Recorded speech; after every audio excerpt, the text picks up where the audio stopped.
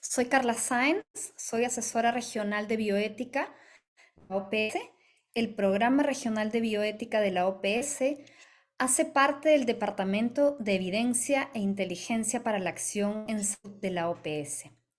Es un gusto darles la bienvenida el día de hoy a este seminario virtual titulado ¿Cuáles son las tareas regulatorias en la supervisión de los ensayos clínicos? Como hemos discutido en otras oportunidades, en la supervisión de los ensayos clínicos con medicamentos y dispositivos médicos hay distintos aspectos éticos y regulatorios que no siempre se diferencian como corresponde. Eso lleva a una frecuente confusión entre los roles de las autoridades regulatorias nacionales y los comités de ética de la investigación. Con el objetivo de aclarar estas tareas, de aclarar qué es responsabilidad de cada parte y discutir conjuntamente los desafíos asociados a la supervisión de ensayos clínicos, hemos coorganizado la sesión del día de hoy, que es un esfuerzo compartido entre el Programa Regional de Bioética y la Unidad de Calidad y Regulación del Departamento de Innovación, Acceso a Medicamentos y Tecnologías Sanitarias de la OPS. Antes de seguir adelante, si bien todas las presentaciones del día de hoy van a ser en español, sé que hay participantes que pueden estar hablando inglés. So if you are speaking English, please go to the Si interpretation están escuchando en inglés, por favor, vayan al icono del globo terráqueo, hagan clic ahí y seleccionen inglés para entender inglés. No necesitan hacer esto porque los panelistas de hoy hablarán español. Ahora bien, quiero iniciar esta sesión agradeciendo y presentando y agradeciendo por su participación a la doctora Patricia Saidón, que es consultora del Departamento de Innovación, Medicamentos y Tecnologías de la OPS. Pero antes de dar paso a su presentación, quiero compartir muy brevemente no tengo chat, no importa, lo haré luego. Quería compartir la información de la website del Programa Regional de Bioética de la OPS. Pero bueno, sin más preámbulo, le doy paso a nuestra colega Patricia Saidón, que tenemos el gusto de tenerla en el equipo de trabajo de la OPS y muchos de ustedes habrán visto que tenemos un trabajo muy cercano del lado ético y el lado regulatorio con Patricia, y ella tiene una amplia experiencia en la regulación de ensayos clínicos, una amplia trayectoria en ANMAT, creo que muy reconocida en toda la región. Adelante, Patricia, por favor. Bueno, muchísimas gracias, Carla. Muchas gracias por darme la oportunidad de poder compartir con todos ustedes esta presentación y poder luego intercambiar con los colegas de la región lo que hace a la supervisión de los ensayos clínicos. Voy a compartir entonces la presentación. ¿Dónde se me fue? Ahí está. Entonces, vamos a hablar de cuáles son las tareas regulatorias en la supervisión de los ensayos clínicos. Primero definiendo algunas cuestiones que me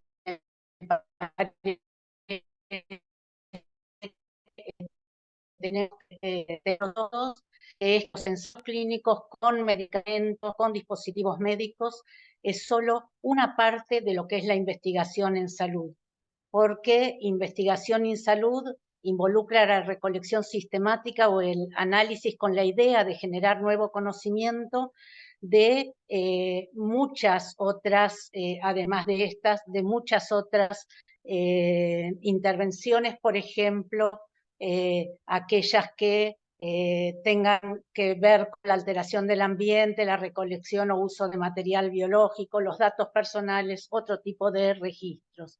Es decir, que la investigación en salud habla de la intención de que el conocimiento sea generalizable y habla de la incertidumbre en lo que yo voy a estudiar. Y eso se hace en un protocolo, pero ese protocolo obviamente va a tener distintas formas según, por ejemplo, la actitud del investigador, en que sea un protocolo con un diseño observacional o experimental, o según la cantidad de mediciones realizables, en que sea transversal o longitudinal, o que sea retrospectivo y prospectivo según el tiempo del evento. Es decir, los ensayos clínicos que son experimentales son esa partecita que están viendo ustedes ahí, y los ensayos clínicos con medicamentos son también una partecita dentro de lo que son los ensayos clínicos en general. La OMS dice que ensayo clínico es cualquier estudio de investigación que asigna prospectivamente participantes humanos o grupos humanos a una o más intervenciones relacionadas con la salud. Y esto tiene que ver con medicamentos, tiene que ver con dispositivos, tiene que ver con células u otros productos biológicos, pero también tiene que ver con otras intervenciones, procedimientos quirúrgicos, procedimientos radiológicos, tratamientos conductuales, cambios en el proceso de atención, atención preventiva. Es decir, que las agencias regulatorias dentro de este contexto de los ensayos clínicos también ven una parte de ellos y no todo.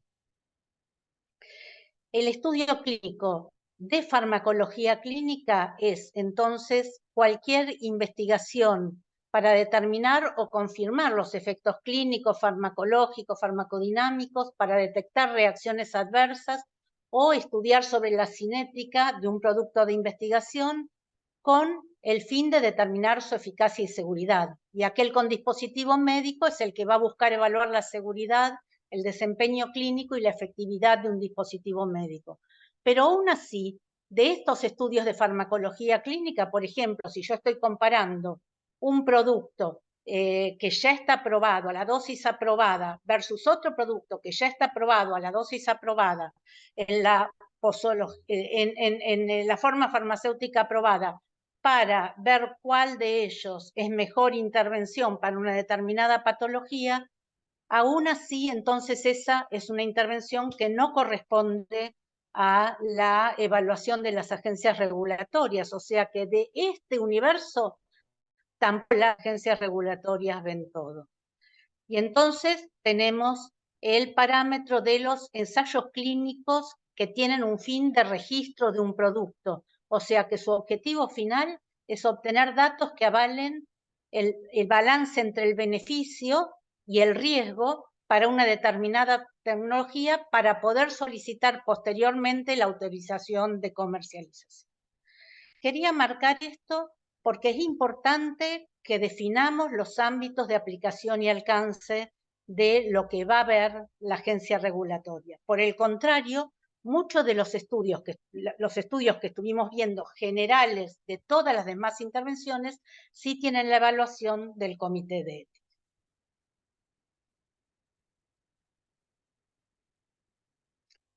Bueno, claramente los ensayos clínicos son necesarios, son indispensables para demostrar la eficacia y seguridad, pero porque no nos vamos a basar en la opinión de expertos ni del médico para definir cuál es la mejor intervención para una determinada situación, pero aun cuando son la mejor forma de demostrar esa eficacia y seguridad, no podríamos con un solo estudio determinar la eficacia y seguridad de un producto. Por eso es importante que, además de evaluar el estudio clínico, nos fijemos cuál es el plan de desarrollo que se tiene de ese producto. Es decir, no focalizarnos solo sobre la evaluación del estudio clínico, sino también tener una idea de cuál es el plan global de desarrollo que contempla ese producto para poder ser posteriormente evaluado para una aprobación sanitaria.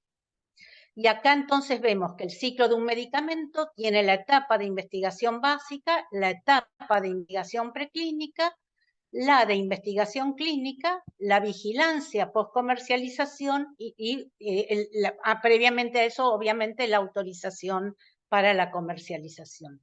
De esa etapa de investigación clínica, entonces, tenemos las fases de investigación.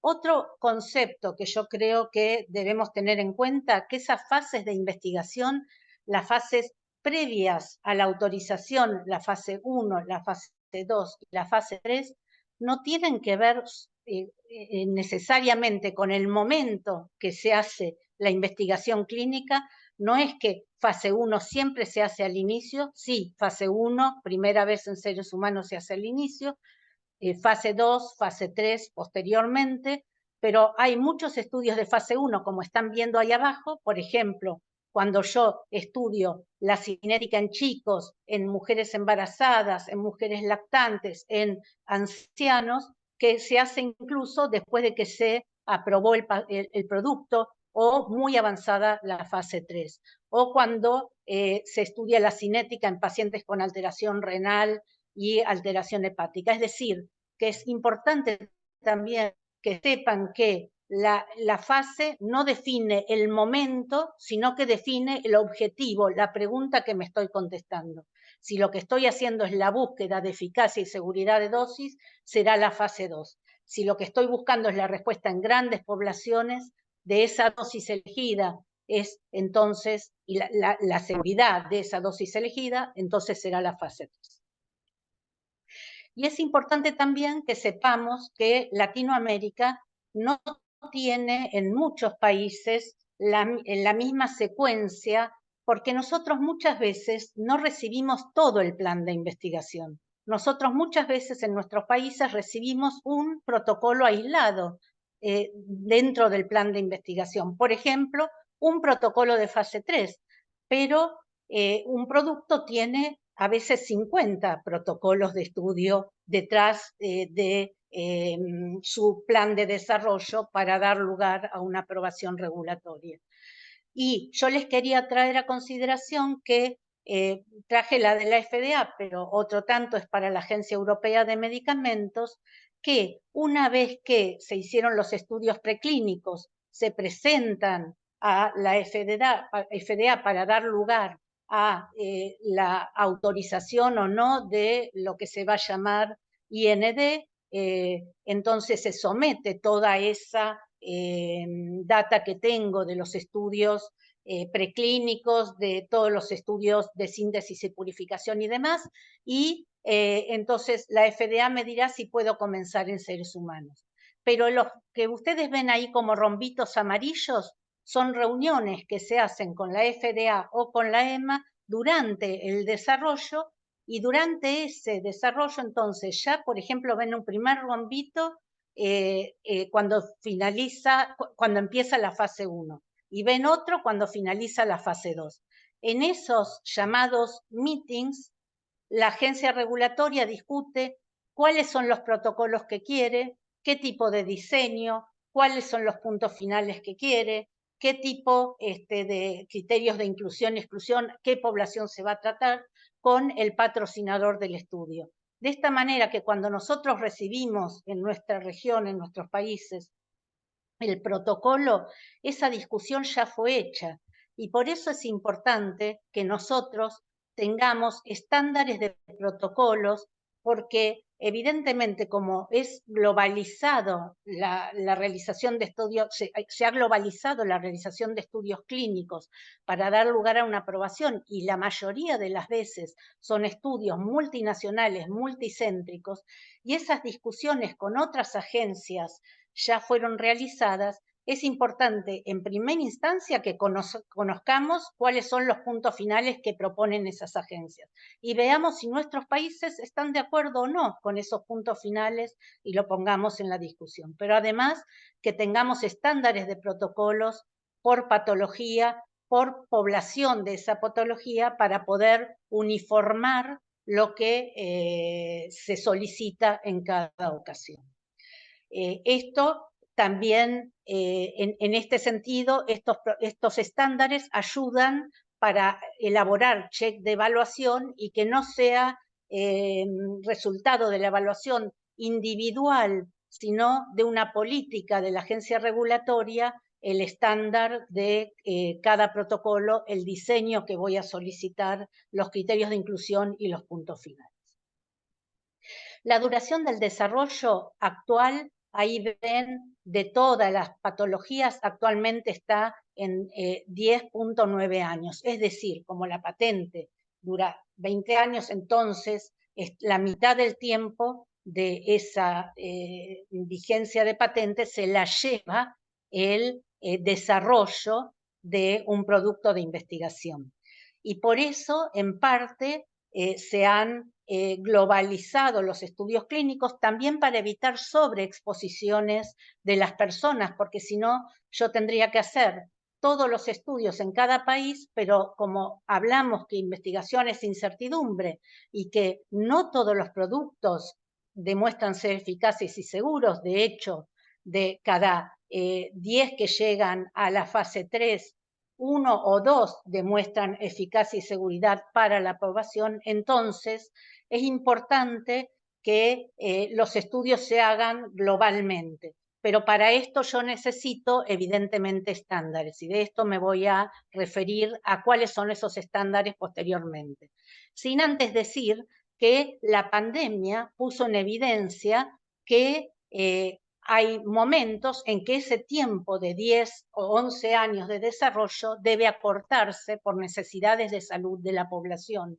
Y entonces durante la pandemia hubo que solapar fases y para eso utilizar diseños novedosos como son los diseños adaptativos que permitían adaptar rápidamente con el conocimiento distintas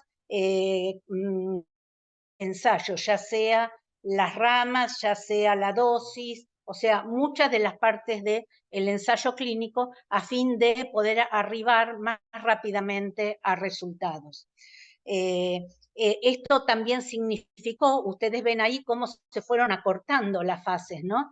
Incluso la escala de producción, previamente a tener resultados de eficacia y seguridad, y esto hizo necesario un trabajo mancomunado entre los patrocinadores, los comités de ética y las agencias regulatorias con el fin de poder aceitar mecanismos para poder tomar las decisiones apenas esas decisiones fueran produciéndose. Dijimos que entonces era necesario estándares para garantizar que los medicamentos se desarrollen, registran y demuestren eficacia y sean seguros y de alta calidad en todo el mundo para yo poder aceptar los datos de un estudio que se realizó en otra parte, ¿no? Entonces, por un lado, esto también, como dijimos, evita la sobreexposición de poblaciones. Y hoy en día, para aquellas poblaciones que tienen algunas características cinéticas particulares, hay también guías que llevan a cómo entonces poder leer los resultados de esos estudios sin que esto interfiera en la evaluación de la eficacia y seguridad del producto. Entonces, estos estándares deben definir responsabilidades, deben definir el glosario de términos, cómo diseñar, cómo registrar, qué se debe registrar, en qué plazos y cómo se deben analizar los estudios. Es importante que tengamos en cuenta que si somos parte de estudios globales, es bueno que veamos cuáles son los estándares internacionales para poder estar en consonancia a lo que los demás países consideran en términos de esto. Y hay muchos estándares, por ejemplo, la Red Panamericana para la Armonización de la Reglamentación Farmacéutica en el Grupo de Buenas Prácticas Clínicas, en su momento emitió el Documento de las Américas de Buenas Prácticas Clínicas, que fue importante para todas las agencias regulatorias porque muchas basaron sus primeras normas de buenas prácticas clínicas en este documento, y una de las fortalezas que tenía era que muchas agencias, al momento que salió el documento, no tenían inspecciones de buenas prácticas clínicas, y el documento tenía todo un capítulo de cómo un país de la región podía comenzar a tener un sector de buenas prácticas clínicas, bajo qué procedimientos y qué es lo que tenía que hacer ese sector de inspecciones de buenas prácticas clínicas. La Organización Mundial de la Salud también en su momento sacó el manual de buenas prácticas de investigación, que ahora está rediscutiendo, adaptando a los desafíos nuevos que hay, y está esta guía para buenas prácticas en los estudios clínicos, que está en consulta pública, y los invito a ir hacia la consulta pública para poder aportar. Y finalmente, el esfuerzo global del Consejo Internacional para la Armonización de Requisitos Técnicos para Productos Farmacéuticos, ICH, que está conformado por observadores y miembros de muchas agencias regulatorias del mundo, particularmente como miembros regulatorios está Brasil y está México, pero también están como observadores Cuba, Argentina y Colombia. Está la red PARF, como ven ahí abajo, como una iniciativa de armonización, y está la Organización Mundial de la Salud. Y es entonces un esfuerzo global que discute sobre muchísimos aspectos del desarrollo de medicamentos, pero en el área particular de ensayos clínicos ha hecho las guías ICH-E6, que es un estándar internacional, diría el más utilizado actualmente globalmente, para generar datos creíbles, precisos e íntegros, para aceptar esos datos si tienen esas características y para evitar repeticiones en el tiempo. Ahora,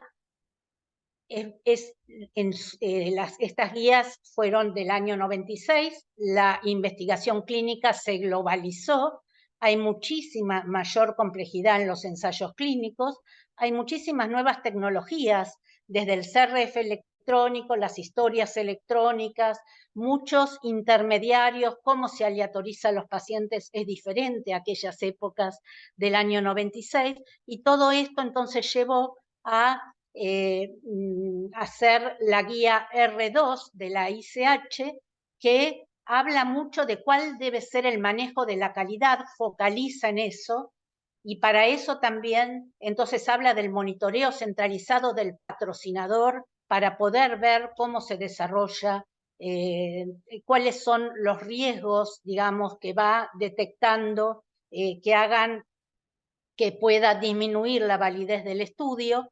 Habla de nuevos términos, por ejemplo, empieza a hablar de la validación de los sistemas electrónicos, y habla mucho de la supervisión del investigador. Y tiene todo un capítulo hacia el patrocinador, en el cual le pone como responsabilidad que identifique el riesgo a nivel sistémico y a nivel del estudio, que evalúe ese riesgo, cuáles son los errores que se producen, cuál es el impacto de esos errores en los ensayos clínicos, que controle ese riesgo, cuáles son esos riesgos aceptables y cuáles deben ser tomadas medidas extremas para que no ocurran más, y un plan de contingencia. Y finalmente, que comunique y reporte esos riesgos. Todo eso es importante que esté en el marco legal de los países. Y finalmente se está discutiendo la ICH3, que introduce entonces ese sistema de gestión de calidad basado en el riesgo, que pone énfasis sobre la calidad e integridad de los datos, y para eso desarrolla un capítulo en función de los sistemas y datos electrónicos, y que también pone mayor énfasis en el proceso de consentimiento informado como un proceso, y también mayor énfasis en los informes de seguridad que los patrocinadores deben emitir a la agencia regulatoria. Hay otras guías de la ICH que son relevantes para las agencias regulatorias y para los comités de ética también. Tienen que ver con, por ejemplo, la ICH E8, que tiene que ver con el diseño, cuáles son los factores críticos del diseño en cada etapa de las fases de investigación. Y las ICH E2 de manejo, E2A de manejo de los datos de seguridad, y después algunas guías que nos hablan de poblaciones particulares, por ejemplo, geriatría, pediatría, y también la de principios estadísticos, la E9, en los ensayos clínicos con medicamentos. Ojo, porque es un tema que me gustaría discutir después a la hora de la discusión con todos ustedes. Las guías de la ICH son guías que son para estudios clínicos con medicamentos y tecnologías sanitarias que en general que van a dar lugar a una aprobación regulatoria.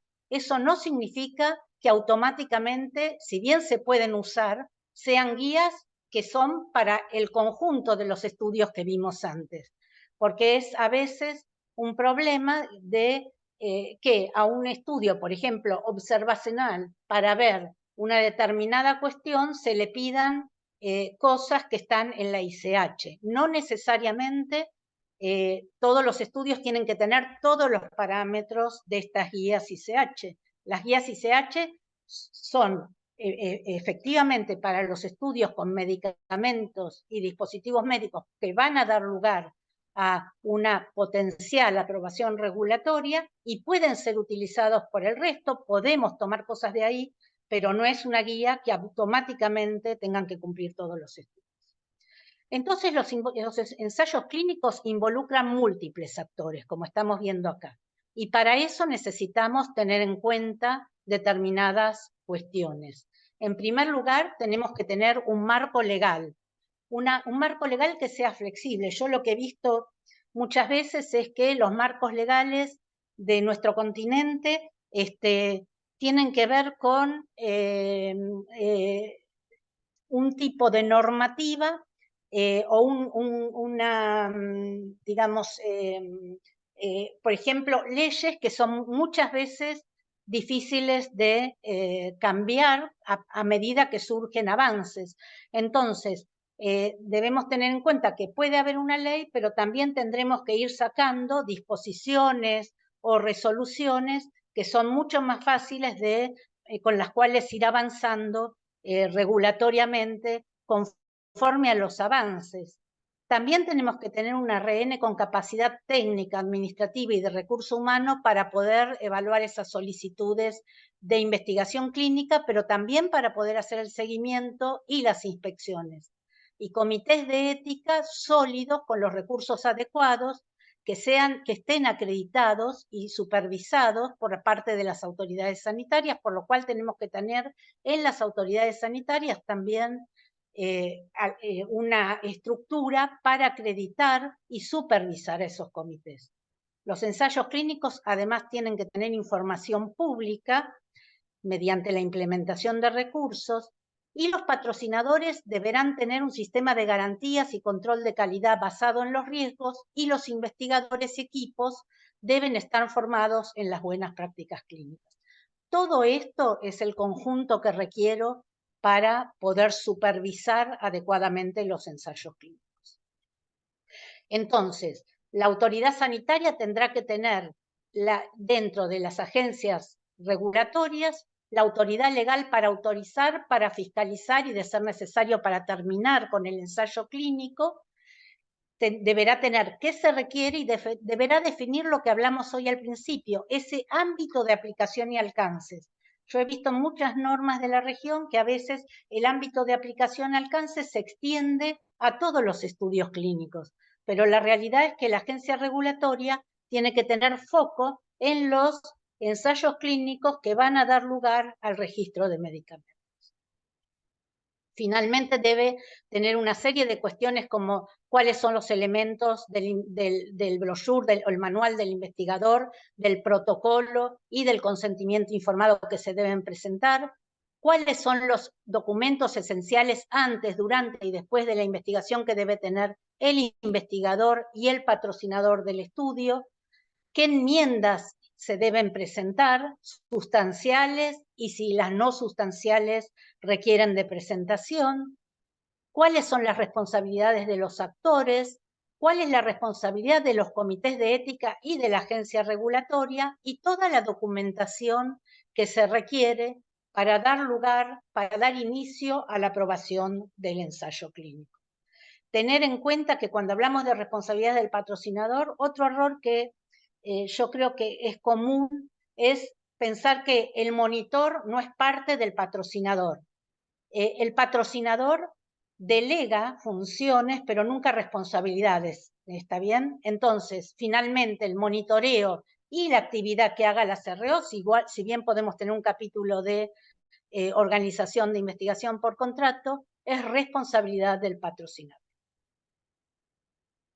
Y debe definir qué eventos de seguridad se deben reportar y en qué plazos, y todo lo que haga a cómo va a evaluar las buenas prácticas de manufactura, cómo se debe manejar, cuáles son las responsabilidades de los actores de cada parte, de los investigadores, de los patrocinadores en el manejo del producto, y cuál va a ser la gobernanza y los procedimientos por el cual va a autorizar la importación y fiscalizar que se importa lo que realmente dice que se iba a importar y en las condiciones que dice que se iba a importar. Y finalmente tiene que tener mandato para realizar inspecciones y procedimientos claros de elección de cómo va a desarrollar, cómo va a elegir el estudio, cómo va a desarrollar el plan de inspección, cómo va a comunicar esa inspección y a conducirla. Y finalmente también, obviamente, las potenciales medidas que va a tomar ante la inspección. Los comités de ética deben tener, debe haber mandato legal para que haya existencia de instrumentos jurídicamente vinculantes a nivel nacional, acorde con las pautas internacionales sobre investigación clínica, SIOMS, Helsinki. Ahora, hablemos 2 minutos de algunas etapas claves para hablar después de las diferencias entre la supervisión de los comités y la ARN. La ARN tiene la primera etapa clave en la presentación, cuando se presenta a evaluar el ensayo clínico. Ahí entonces tendrá que ver cuál es el plan de desarrollo del producto, qué estudios no clínicos tiene como antecedente y estudios clínicos, está desarrollado el producto bajo buenas prácticas de manufactura, los protocolos tienen el diseño para poder lograr el objetivo que se proponen, y los investigadores y centros son adecuados para ese protocolo que se intenta realizar, el seguimiento de la seguridad, de los desvíos y los informes de avance y posteriormente de los resultados.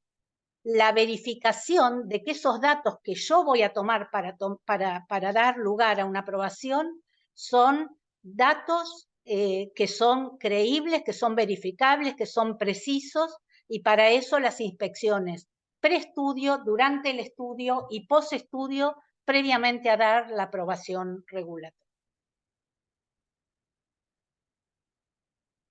Y finalmente, la evaluación de los datos para aprobar el producto. Esto significa que en las agencias que son más pequeñas, voy a tener que interrelacionar sí o sí con otros sectores que tienen algunas tareas en esto. Por ejemplo, para seguir la seguridad con el sector de farmacovigilancia.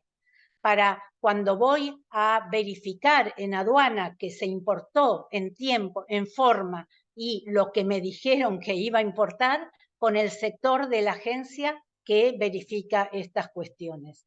Con el sector de registro, cuando da lugar a la aprobación, con todos los datos que se obtuvieron en relación a este ensayo clínico. Entonces, en definitiva, el comité de ética evalúa primero el protocolo y evalúa todos estos aspectos que tienen que ver con el valor social, con la validez científica, con el respeto a la autonomía de las personas, a los derechos, al bienestar de las personas, con que las cargas sean distribuidas equitativamente y, por supuesto, evalúa el perfil beneficio-riesgo en cada instancia y el involucramiento de la comunidad.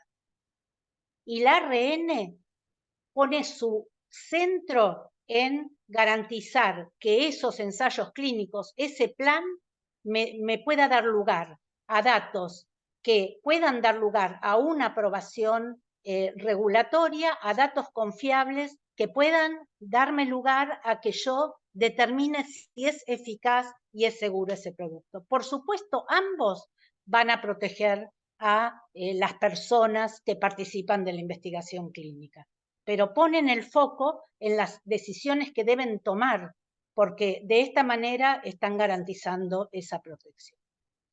Lo mismo en el seguimiento. El comité de ética va a hacer foco en los eventos adversos que se producen en la población del estudio que está supervisando, en la atención y el cuidado y las garantías que ese voluntario va a tener, y en el análisis perfil beneficio-riesgo en cada instancia. Pero la autoridad sanitaria también va a poner riesgo fundamentalmente en el análisis beneficio-riesgo para saber si ese plan de desarrollo debe cambiar, si se deben efectuar enmiendas y en qué sentido, si se deben cambiar los criterios de inclusión y exclusión o se debe cortar el estudio, en si se deben agregar, por ejemplo, algunos parámetros al plan de mitigación de riesgos que nos presentó el patrocinador. Y finalmente, para la verificación, el comité de ética va a poner el foco en el monitoreo ético, en todas las cuestiones que hacen a, por ejemplo, si los pacientes comprendieron sobre la investigación, cómo se sintieron durante la investigación, pero la ARN va a poner el foco en la evaluación de que el dato sea preciso e íntegro. No quiere decir que no vaya a haber lo otro, de nuevo, pero el foco de la autoridad es determinar que ese dato que va a dar lugar a la aprobación en todo el mundo existe, es preciso, es íntegro, que se hizo con un estudio que se condujo bajo buenas prácticas clínicas y que hubo una vigilancia basada en riesgos efectuada por el patrocinador. Finalmente, para terminar, tiene que haber en todas las instancias transparencia sin influencia indebida, financiamiento apropiado, comunicar las decisiones y tener también mecanismos de revisión de esas decisiones hacia la transparencia. Debemos tener mapa de procesos, procedimientos, porque es es una actividad muy compleja con muchos actores. Debe haber procedimientos y procedimientos conjuntos, por ejemplo, del ARN de los diferentes sectores que están involucrados en una actividad, cómo se comunican. Y si hay, por ejemplo, un país donde una parte del estudio es vista por una institución y una parte es vista por otra institución, tiene que haber procedimientos de ambos de cómo va a ser esa comunicación de manera que sea eficaz. Y tiene que haber también un desarrollo de metas y plazos, ¿está bien?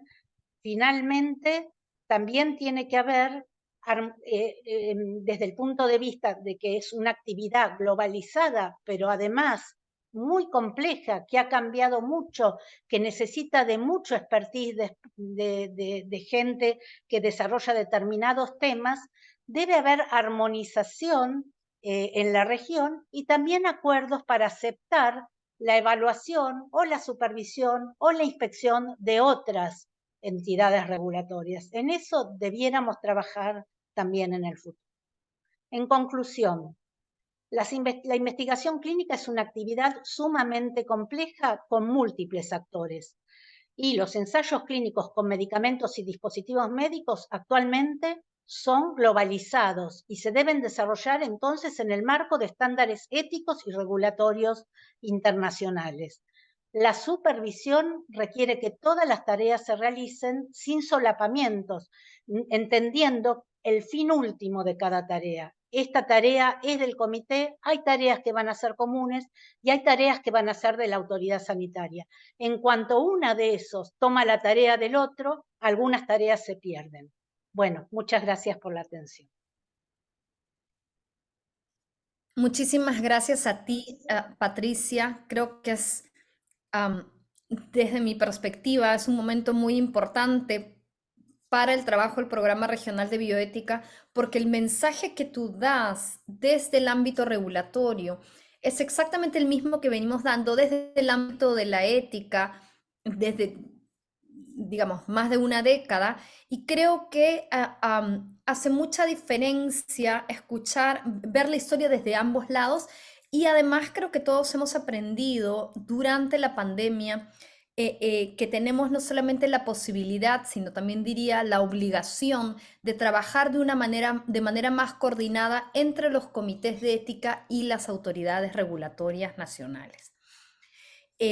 Más aún cuando hay muchos países de la región revisando o mejorando sus marcos éticos y regulatorios para la investigación, creo que es muy propicio tener la claridad sobre las distintas tareas, tanto las diferencias como la complementariedad entre ambas, tal como lo has mencionado.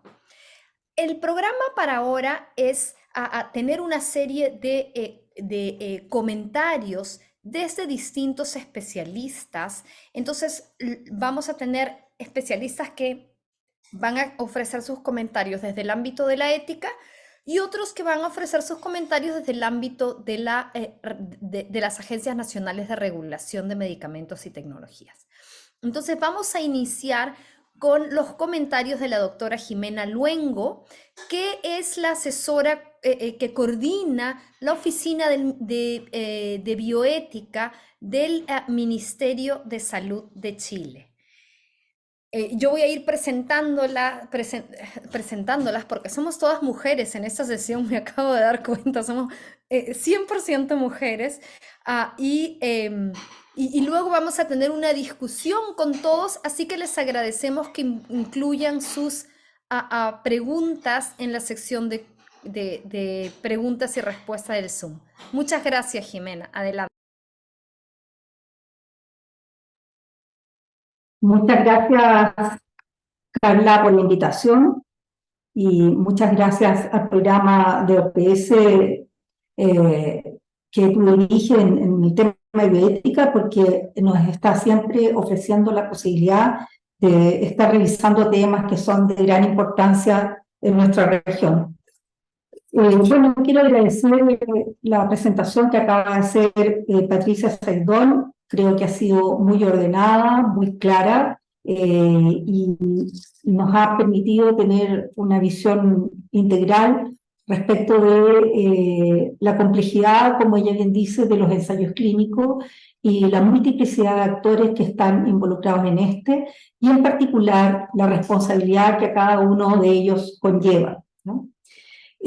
Como hay muchos temas para hablar, y yo tengo un tiempo acotado que he puesto aquí el reloj para no pasarme y respetar el tiempo que me asignaron, yo quisiera retomar en particular los aspectos que dicen relación con los comités de ética científicos, y me voy a referir yo diría que a 4 puntos solamente, entendiendo que quizás hay una oportunidad con las preguntas de poder a lo mejor profundizar en otros.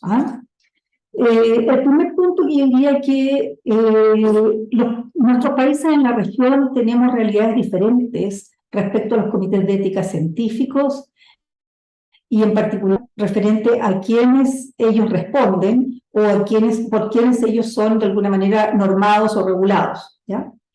En el caso de Chile, los comités de ética científicos deben acreditarse ante la autoridad sanitaria para poder tener la certificación de que cumplen con los requisitos para poder evaluar ensayos clínicos desde el punto de vista de la investigación biomédica, ¿no? A pesar de ello, y es tan interesante este proceso, hay comités de ética que, si bien su foco, digamos, en la tarea que cumplen no es evaluar ensayos clínicos desde el punto de vista biomédico, también han solicitado ser acreditados por la autoridad, de manera que eso les certifica un cierto estándar de calidad para el trabajo que ellos realizan.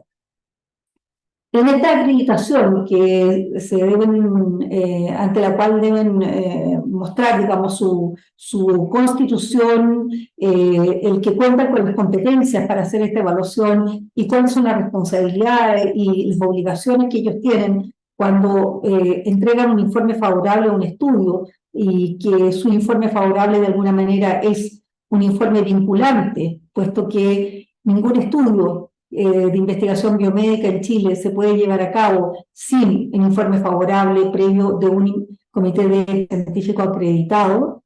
Eso como primer paso para solicitar a la Autoridad Regulatoria Nacional la posibilidad de utilizar algún fármaco que alguna investigación quisiera probar, ¿ya?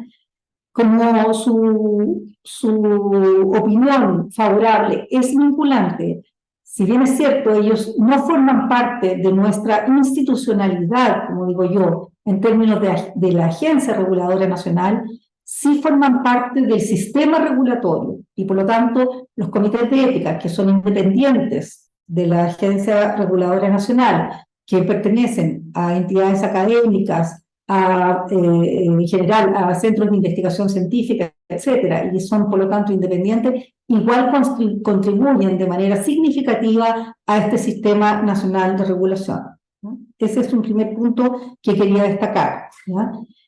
Un segundo punto que quería destacar es que mencionó también Patricia, y es fundamental que los comités puedan demostrar su independencia a la hora de evaluación de los proyectos. Su independencia tanto de la institución o de la dirección de la institución donde pertenecen, de manera que no haya la posibilidad de que la dependencia, que significa de esta entidad como comité ética científico constituido dentro de una institución, pueda la autoridad tener alguna influencia para que el comité determine si va a aprobar o no va a aprobar un estudio, sino que tengan la libertad de poder hacerlo haciendo una revisión acuciosa y considerando todos estos aspectos que en general mencionó Patricia, ¿ya? ¿Cómo se asegura esa independencia? No es tan sencillo, ¿ya? Porque tiene que tener una independencia económica, es decir, que el que estas personas tengan un tiempo asignado, ya sea un tiempo laboral dentro de sus funciones por las cuales están contratados, no tiene que depender de la productividad con que haga el comité. El comité no puede recibir dinero directamente para la evaluación que realiza o la solicitud de evaluación y por lo tanto, de alguna manera, en distintos ámbitos tiene que mostrar su independencia, ¿ya? Y eso es realmente fundamental. Me quedan un minuto, me voy a apurar. Dos temas más, podemos profundizar en la independencia, dos temas más. Hay un aspecto que es fundamental respecto al consentimiento informado, y es que los comités de ética científica no deben, en particular en los ensayos clínicos, quedarse con la idea de que un primer formato de consentimiento informado, cuando un proyecto se inicia y empieza con el reclutamiento de los voluntarios, es suficiente y no debe ser revisado. El consentimiento informado en los ensayos clínicos debe ser reformulado muchas veces en varias oportunidades. Cada vez que aparece una información nueva, ya sea porque, como bien se dijo aquí, aparecen nuevos eventos adversos, cualquier información que se requiera, que a lo mejor ya lo que se está conociendo es que el efecto no va a ser importante, que a lo mejor no tiene mucho sentido continuar, o que hay información que el usuario, el participante debe saber, el consentimiento tiene que volver a ser redactado. Y esa información integrarla en el documento que se le va a hacer firmar al participante. Por lo tanto, si se cierra un centro, si se abre otro, si hay nueva información, el participante debe conocerla y en muchas ocasiones volver a reconsentir, ¿ya? Y finalmente, el cuarto punto que quería mencionar, por dejar algunas cosas aquí para la discusión y para la reflexión, es que en general lo que nosotros promovemos es que los ensayos clínicos tengan una aprobación o un informe favorable y que se les dé la autorización de ejecución por un año, que esa autorización sea anual. Sabemos que los ensayos clínicos requieren de más tiempo, duran 2, 3, 4 años, pero lo importante es que cada año el investigador principal venga a presentar su informe anual al comité de certificación de que ha llevado de alguna manera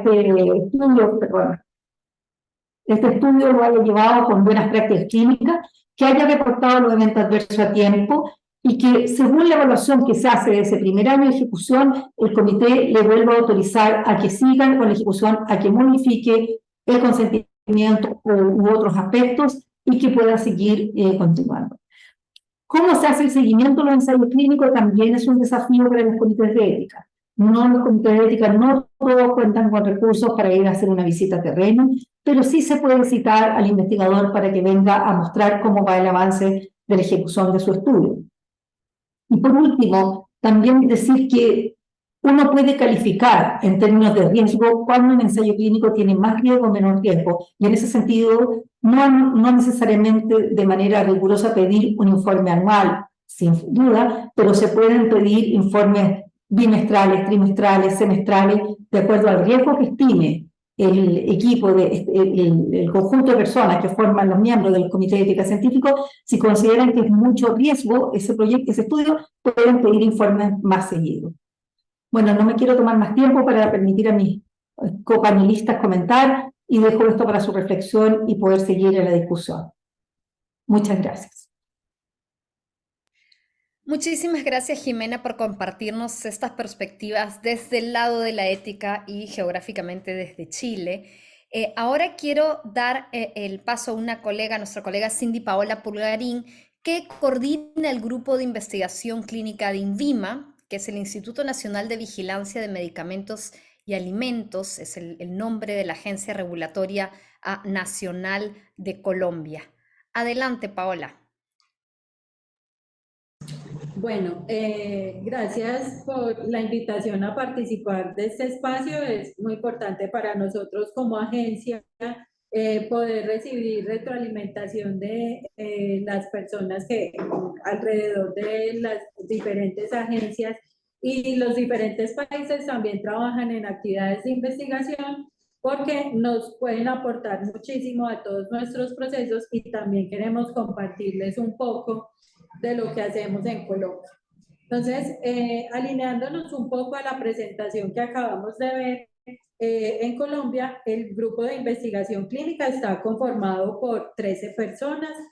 Nosotros tenemos enfocados nuestros procesos y procedimientos en dos grandes fuerzas de trabajo. Entonces, la primera de ellas es que Colombia tiene certificación en buenas prácticas clínicas. ¿Eso qué quiere decir? Nosotros, antes de que cualquier centro de investigación vaya a iniciar estudios con medicamentos en humanos, hacemos una visita para verificar diferentes componentes y si el centro cumple con esos requisitos, le damos la certificación.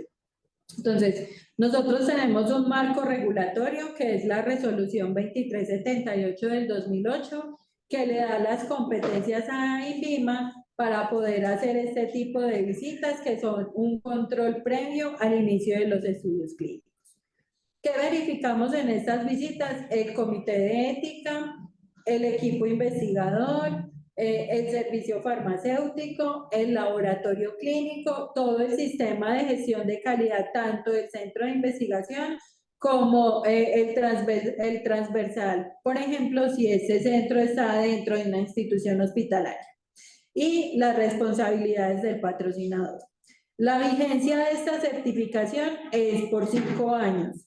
Entonces, cada 5 años, los titulares de esta certificación deben solicitar una visita de renovación para nosotros ir a verificar que esos componentes que se evaluaron inicialmente todavía se mantienen. Pero adicional a esto, si durante esos 5 años surgió algún tipo de cambio administrativo, van a incluir un servicio médico que antes no tenían, entonces ellos pueden hacer una modificación a esa certificación, que la mayoría son de tipo documental. Hay algunas que sí generan una nueva visita, por ejemplo, cuando el centro de investigación cambia de lugar, o van a cambiar el servicio farmacéutico, o van a cambiar el laboratorio clínico. Nuestro segundo componente grande tiene... Entonces, en Colombia, nuestro modelo regulatorio establece que ningún centro de investigación puede iniciar un estudio clínico si no media una autorización por parte de la agencia sanitaria. Entonces nosotros tenemos una programación mensual, recibimos los estudios clínicos los primeros 10 días de cada mes, armamos una agenda con esas solicitudes y tenemos el equipo evaluador divididos en dos grupos. Un grupo de médicos evalúa el componente clínico del estudio relacionado con el diseño metodológico, la información de seguridad, los estudios clínicos que se tengan previos o los preclínicos, los consentimientos informados, las pólizas y los manuales de investigador. Y por otro lado, nuestro equipo de químicos farmacéuticos revisa todos los aspectos que tienen que ver con el producto de investigación en cuanto a su fabricación, estudios de estabilidad, validación de metodologías analíticas, las etiquetas, todo lo que tiene que ver con las instituciones y los equipos investigadores. Y adicionalmente, nosotros dentro de la aprobación del estudio clínico manejamos todos los trámites de importación y exportación que estén relacionados con los suministros y las muestras de los estudios para que estos no vayan a tener un reproceso dentro de la entidad. Cuando los dos equipos han evaluado estos dos componentes, nos juntamos todos y hacemos un comité evaluador de estudios que nos permite tomar una decisión conjunta de si lo aprobamos o lo requerimos. Si nosotros determinamos que se debe requerir porque se requiere información complementaria, emitimos el acto administrativo y el usuario tiene hasta 60 días para responder. Entonces, de acuerdo con eso, nosotros hemos recibido más o menos en lo que va corrido de este año 120 estudios clínicos nuevos. El año pasado recibimos alrededor de 85. Esto nos ha permitido tener un aumento del 30% en los estudios nuevos que hemos recibido. También tenemos otra herramienta importante que hemos implementado este año y es el reporte de eventos adversos a través de la plataforma de Vigiflow. Nosotros lo tenemos implementado para los productos que son post comercialización, pero este año hicimos un convenio con OMS y lo estamos usando para los estudios clínicos, entonces esto nos permitirá tener procesos más eficientes de seguimiento de seguridad a largo plazo. Muchas gracias. Muchísimas gracias a ti, Paola, por actualizarnos sobre cómo están haciendo la regulatoria de los ensayos clínicos en INVIMA en Colombia. Ahora tenemos el gusto de tener con nosotros a Adriana Zacarías, que es química farmacéutica y es una evaluadora técnica de la Dirección de Investigación en el área de ensayos clínicos de la Dirección Nacional de Vigilancia Sanitaria, DINAVISA, de Paraguay. Adriana, es un gusto tenerte con nosotros. Adelante. Muy buenas tardes para todos desde Paraguay. Muy agradecida por esta oportunidad de compartir nuestra experiencia como institución por parte de la Dirección Nacional de Vigilancia Sanitaria y ser parte del programa regional también de OPS. Quisiera dividir en base a lo que iba comentando la doctora Patricia Saidón como autoridad regulatoria. Nosotros tenemos dos áreas principalmente.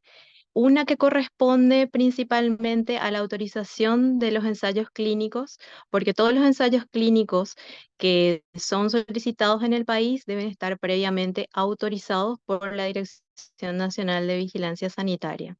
Todo esto lo hacemos en base a nuestro marco regulatorio que corresponde a la 323, que está justamente recién actualizada, es de este año, del 2023, en la cual se somete todas estas responsabilidades por parte de la Dirección Nacional de Vigilancia Sanitaria, justamente en autorizar, rechazar todas estas solicitudes de ensayos clínicos, así como también la de suspender, cancelar, autorizar las solicitudes de enmiendas, también realizar las autorizaciones de importación y exportación de todos aquellos productos que sean utilizados tanto para la investigación y sus productos complementarios.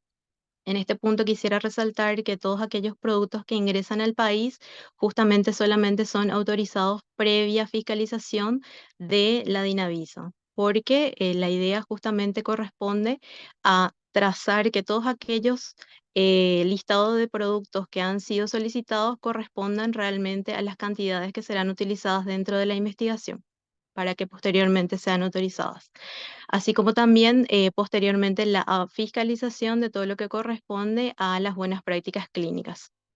Eso es lo que corresponde a una primera instancia como ente regulador. O sea, constamos que con tres subetapas: una etapa que corresponde previamente a la autorización del protocolo en sí, una siguiente etapa que corresponde a la autorización del centro de investigación, que reúna con todas las condiciones para que pueda desarrollarse la investigación en la misma, y una tercera etapa que corresponde a la autorización del equipo de investigación, en la que trazamos justamente de que el equipo investigador cumpla con toda la expertise para desarrollar la investigación en el área que desea investigar. Esa es una primera instancia en lo que corresponde a todo lo que es la autorización de la investigación clínica que se desarrolla en el país. Pero aparte, otra de las funciones de la DINAVISA, justamente en la que quisiera profundizar, es la que corresponde a la acreditación de los comités de ética en investigación. Desde el año 2020, por medio de una resolución del Ministerio de Salud que corresponde a la 457, se le otorga la facultad a la Dirección Nacional de Vigilancia Sanitaria de realizar la acreditación de todos los comités de ética en investigación, porque si bien no podemos realizar ninguna autorización de ningún ensayo clínico que sea sometido en el país sin que esté previamente aprobado por un comité de ética en investigación. Por eso, una también se corresponde realizar las acreditaciones de estos comités, que consta principalmente de tres etapas. En una primera etapa, justamente en esta resolución, se cita todos aquellos requisitos documentales que deben presentarse a la agencia, ya sean como el reglamento, los procedimientos que serán utilizados, los registros, el formato de las actas de estas reuniones. Todo esto es verificado previamente por el equipo técnico de DINAVISA. Una vez que se cumplan estos requisitos técnicos documentales, se hace una fiscalización in situ en el lugar donde se realizarán las reuniones de este comité, y posteriormente, si es que no existe más incumplimientos, se otorga una certificación final que es realizada por nuestro director nacional, en la cual se lista el nombre de todos los miembros del Comité de Ética en Investigación, y tiene una validez de 2 años, pudiendo sufrir aún modificaciones tanto en miembros como en sitios. Y todo ello forma parte justamente en nuestra actividad de ir velando por la seguridad, de garantizar el bienestar, el monitoreo ético. También eso quisiera mencionarles que lo realizamos en conjunto. Hasta hoy día, todas las investigaciones que pasan por el Comité de Ética acreditado por DINAVISA, cuando llega el momento de realizarlo una fiscalización por parte de DINAVISA, normalmente tratamos de coincidir con los comités de ética. Entonces, así obtenemos un informe por separado, pero mucho más robusto en lo que corresponde tanto al monitoreo ético y la fiscalización de buenas prácticas clínicas. Muchas gracias. Muchísimas gracias. Uy, ahí está mi cara. Muchísimas gracias, Adriana. Es un gusto para mí ahora presentar a la doctora Xochitl Sandoval. Xochitl es la directora del Instituto Nacional de Salud de El Salvador, y además ha sido hace mucho tiempo ya la presidenta del Comité Nacional de Ética e Investigación en Salud, así que tiene mucho tiempo contribuyendo con la OPS. Adelante, Xochitl. Muchas gracias. Buenos días, es un placer estar con ustedes. Agradezco es importante, tan trascendente como es la oratoria relacionada con la supervisión de los ensayos clínicos.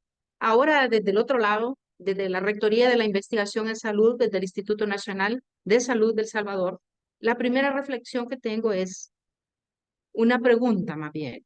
¿Cuáles son los principales desafíos regulatorios que enfrentamos los investigadores en la realización de los ensayos clínicos? ¿Y cómo están evolucionando las regulaciones para abordar estos desafíos? Este es un comentario y una interrogante para el Pleno, pero principalmente para nuestra ponente, que ha sido pues muy clara, la doctora Saidón, en todas las disposiciones regulatorias.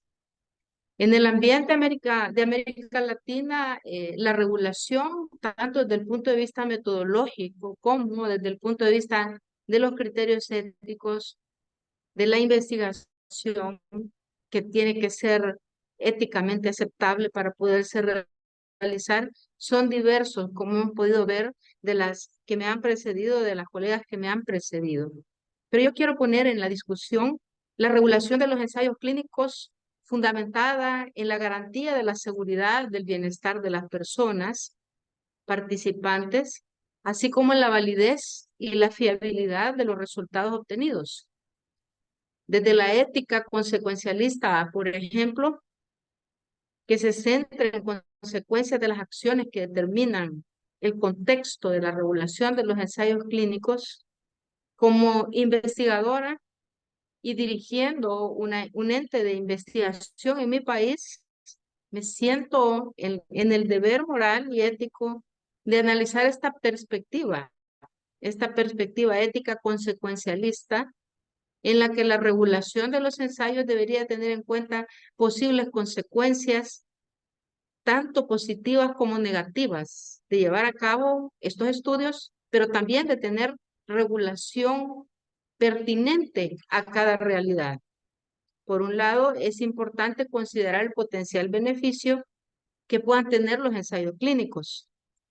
La intervención en los ensayos clínicos para el avance del conocimiento médico y en general para la salud.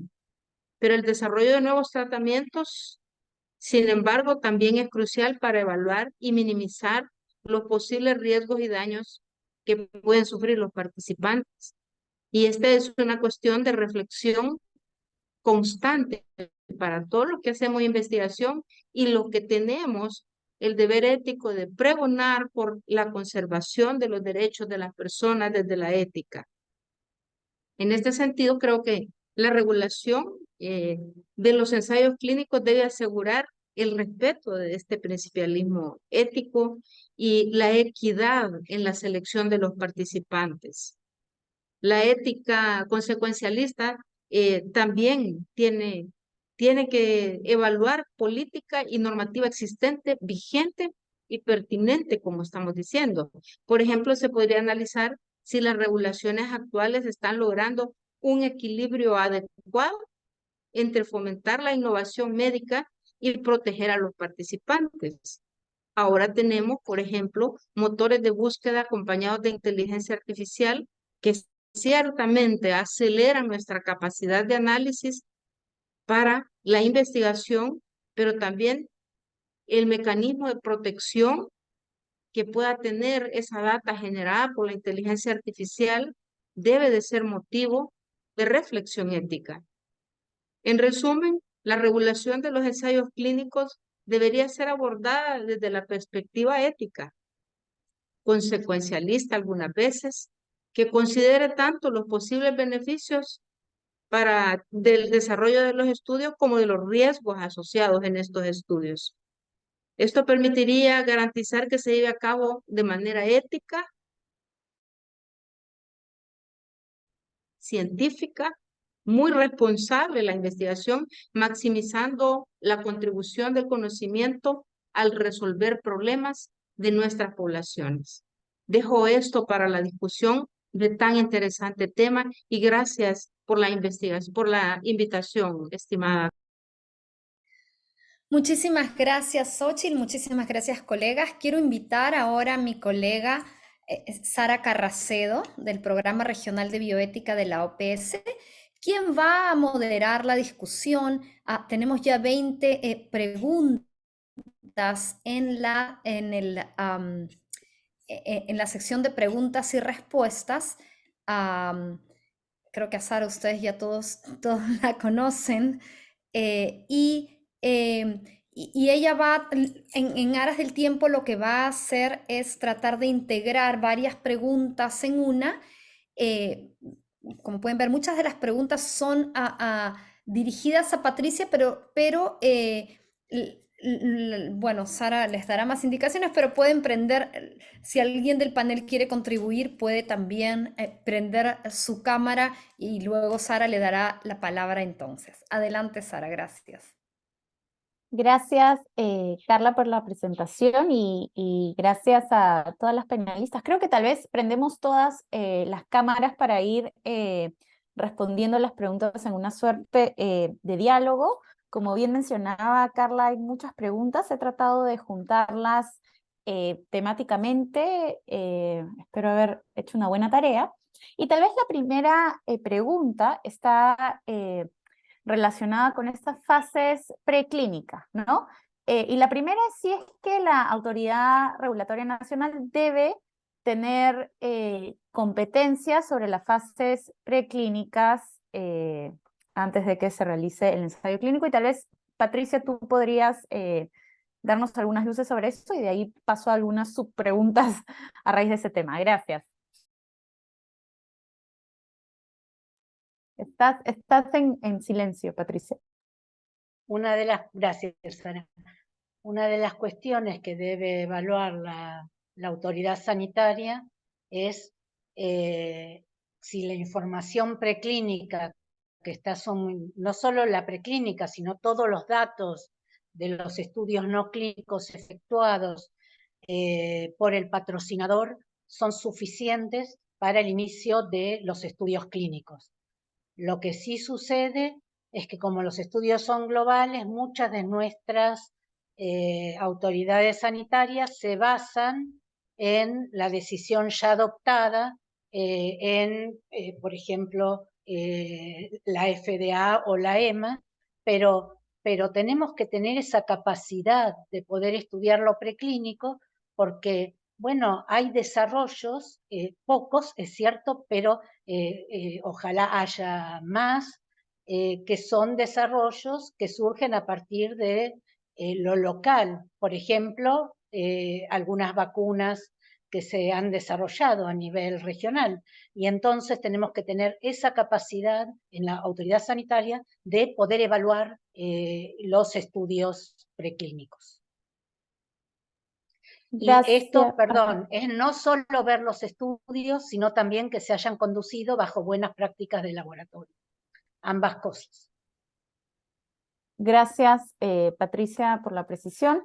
Esto, en algún momento me parece que mencionaste algo de inspección preestudio. ¿Esto se relaciona con lo que has mencionado? Ahí voy a poner de nuevo. Hay inspecciones que se pueden hacer preestudio. Por ejemplo, si voy a hacer un estudio de bioequivalencia o de biodisponibilidad o un estudio de fase 1, muchas veces la autoridad regulatoria tendrá que ir al centro para ver que cumpla con aspectos propios de esa fase y para poder acreditar ese centro para o la etapa temprana de fase 1 o bioequivalencia o biodisponibilidad.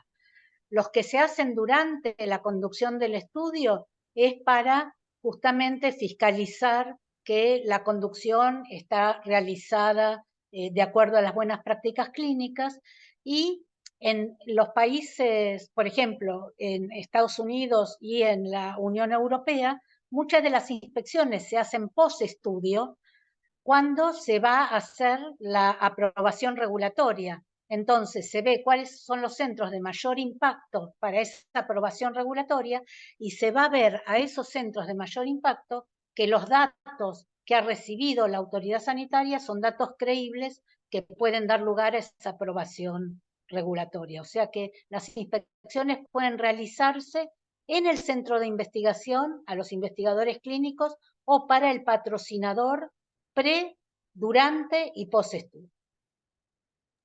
Bien, gracias. Y por último, tal vez para tener algunos ejemplos, porque esto se relaciona con estas visitas a los centros de investigación antes del estudio que estabas mencionando tú, Patricia, y que me parece Paola mencionó en su intervención. Hay algunas preguntas sobre el cómo se realizan estas visitas a los centros de investigación en aras de autorizarlos, ¿no? Para llevar a cabo los ensayos clínicos. No sé si Paola o Adriana o Sochi quisiera decir algo.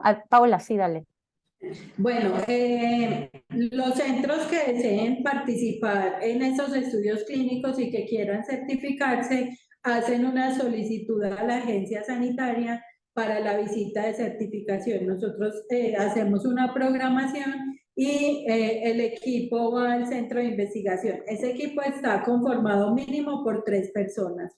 Un químico farmacéutico para revisar todo lo que tiene que ver con calidad y servicio farmacéutico, un bacteriólogo que revisa laboratorio clínico y comité de ética, y un médico que revisa equipo investigador y también apoya a veces temas de calidad. De ahí en adelante, si ellos tienen para las renovaciones, nosotros esperamos más o menos que lo hagan un mes antes de que se les venza la certificación, que vuelvan a solicitar la visita para renovación, y las que son administrativas ocurren cuando el cambio administrativo surge, por ejemplo, un cambio de nombre, cuando se van a trasladar de sitio, esperamos a que se pasen y salen la notificación, y cuando notifican va.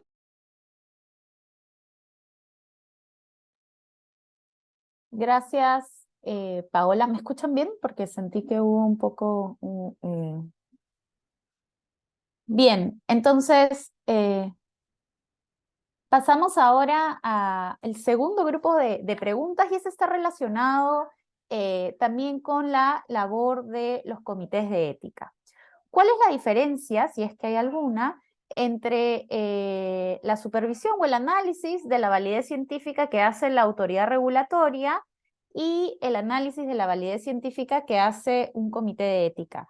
Patricia, tú nos comentabas que hay tareas que, si bien están muy divididas, hay otras que tal vez se superponen y otras que se complementan. ¿Cuál es el caso del análisis de la validez científica de un ensayo clínico? Yo quisiera, antes que darle la palabra a los miembros del comité, que volvamos sobre esto. Nosotros en nuestros países recibimos un ensayo en particular, y esto nos hace perder de vista que la autoridad sanitaria lo que ve es un plan de desarrollo, ¿está bien?, de un producto.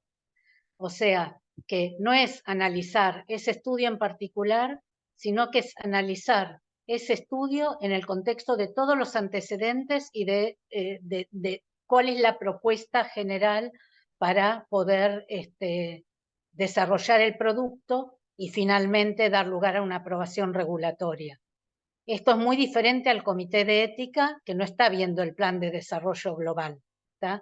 Después, por supuesto, el análisis científico metodológico posiblemente sea el mismo, pero las autoridades regulatorias debieran tener, por esto que yo dije, de las reuniones, de los meetings que se hacen en las autoridades, digamos, en FDA, en Europa, en China, en otros países, es importante que tengamos en cuenta que cuando recibimos ese protocolo ya se discutió el diseño mucho antes, y muy difícil se cambia, y esto nos pone ante una situación de todo o nada, y por eso debiéramos avanzar sobre esto y empezar a estudiar cuáles son los diseños propuestos hasta ahora, porque hay modelos de diseños para cada patología y edad, y ver si los aceptamos o no los aceptamos, o queremos introducir cambios, por ejemplo, de qué punto final, antes de estar viendo el protocolo por cada, digamos, protocolo. Eso marca una diferencia muy grande de la autoridad sanitaria y el comité de ética. Gracias, Patricia. Tal vez, Jimena, tú nos quieras decir algo sobre ese análisis de la validez científica que hacen los comités de ética. Yo creo como también dijo Patricia, aquí hay actividades que, digamos, se realizan en distintas entidades, pero sin duda alguna son complementarias. A mi parecer, la evaluación que hace de la validez científica la Agencia Reguladora Nacional, como acaba de decir Patricia, tiene que ver con los avances a nivel global que ha habido con la molécula o el fármaco que se quiere probar y la plausibilidad de lo que se está llevando a cabo en el sentido de saber si efectivamente ya corresponde a que esta nueva propuesta pueda ser utilizada en una fase 2, 3 o 1, dependiendo de lo que se está proponiendo. Sin embargo, la evaluación que hace desde el punto de vista ético el comité científico, ético-científico es diferente. Esta está enfocada primero en resguardar los derechos, el bienestar, la seguridad del paciente. Y por lo tanto, yo diría que efectivamente la mayoría de estos protocolos vienen diseñados desde el extranjero porque son estudios multicéntricos a nivel internacional. Sin embargo, creo que tienen de alguna manera también la posibilidad de dar su opinión de si eso no requiere de alguna manera una modificación dado el contexto nacional en que este se va a aplicar, ¿ya? Creo que para mí uno de los aspectos muy importantes es que el consentimiento o la propuesta que se le haga a la persona entregue una información clara, que esto se trata de un ensayo clínico y no de un tratamiento. Esa es una de las, yo diría, mayores equivocaciones que uno ve en las personas. Las personas son invitadas a un ensayo clínico y están convencidas de que están accediendo al último tratamiento disponible para su patología, ¿ya? Y eso es porque la gente no sabe que en un ensayo clínico uno puede caer en la rama del probando o uno puede caer en la rama del placebo y por lo tanto puede que tenga algún efecto o puede que no tenga ninguno o incluso que pueda tener más riesgo. Entonces, esa para mí es un primer tema muy importante que debe evaluar el comité. Y la validez científica tiene que ver con también el diseño para saber si los resultados que se van a obtener van a ser robustos o no, o si realmente no vale la pena que la gente participe porque no va a haber ninguna posibilidad de que a partir de los resultados se pueda sacar alguna conclusión que sea óptima. Entonces, además de estos aspectos, como quien dice, metodológico y científico, tiene que ver con que la retribución para el paciente sea adecuada y tenga respete como el contexto ético en que esto se realiza, que no sea como una situación en que pone al voluntario en una disyuntiva de que lo que se le ofrece es mucho y por lo tanto la posibilidad de tener la autonomía para decir que no quiere participar ya no es tanta autonomía, sino que está más bien condicionado. Y tiene que ver también con que estén resguardados todos los riesgos y que la póliza de seguro que tiene la industria o el patrocinador que está detrás de esta investigación le vaya a cubrir también los riesgos que va a asumir participando en la investigación. Eso como en líneas generales, diría yo. Gracias, Jimena. Sobre ese tema también, entre las relaciones o en estos temas de superposición entre el Comité de Ética y la autoridad regulatoria, tenemos las decisiones de suspender o cancelar. La pregunta es, ¿quién toma estas decisiones? ¿Las toma el comité? ¿Las toma la autoridad? ¿Las puede tomar cualquiera? ¿Las toman en conjunto? ¿Cómo sucede en la práctica esto? Bueno, yo creo que ambos pueden tomar la decisión de suspender o cancelar. El comité de ética en los sitios que ha aprobado un estudio, la autoridad sanitaria en todos los centros del estudio a nivel del país. Sin embargo, no creo que sea una decisión que necesariamente se tenga que tomar en conjunto, porque como dijimos, cada uno tiene, por ahí yo vi una pregunta también de la evaluación del consentimiento. No hay que solapar funciones, porque las funciones que uno deja de hacer no las hace el otro, ¿está bien? Entonces, por ejemplo, en temas de seguridad, la agencia regulatoria tiene que poner el énfasis fundamentalmente en las reacciones adversas serias relacionadas e inesperadas, las RAMSI, ¿no? en los dictámenes del Comité de Seguridad de Datos, en el aporte que hace el patrocinador a nuevos riesgos que aparezcan y demás. El Comité de Ética los ve, está bien, pero la autoridad sanitaria los ve y puede cancelar por eso el estudio en un sitio. Pero la autoridad sanitaria debiera hacer permanentemente con eso que va recibiendo un análisis del perfil beneficio-riesgo para ver si va a solicitar rápidamente cambios en el estudio. Entonces, no son decisiones que me parece que se tengan que tomar en conjunto. Me parece que cada uno lo tiene que hacer desde su perspectiva. Los dos tienen que estudiar, en el caso del comité, los eventos adversos y las reacciones adversas, serias e inesperadas. En el caso de la autoridad sanitaria, todo lo que está pasando a nivel de seguridad con respecto a esto inesperado que surgió, a lo que dice el Comité de Monitoreo de Seguridad de Datos, a las decisiones que van tomando las diferentes agencias sanitarias y demás para poder tomar una decisión. Pero ahí sí que los dos pueden tomar la decisión de cancelar. Gracias, Patricia. Jimena, ¿quieres añadir algo? Y quiero añadir un tema que hemos conversado últimamente, y es que cuando un estudio se cancela o se termina anticipadamente, el Comité de Ética debería tener un rol de saber o solicitarle al investigador y al patrocinador cómo va a ser la programación para ir dejando a estas personas que participaron en el estudio. No es un tema que se cierra el estudio hoy día, se acaba, no hay más, no se reclutan nuevos participantes, por supuesto, pero las que ya están participando no los podemos dejar votados de un momento a otro.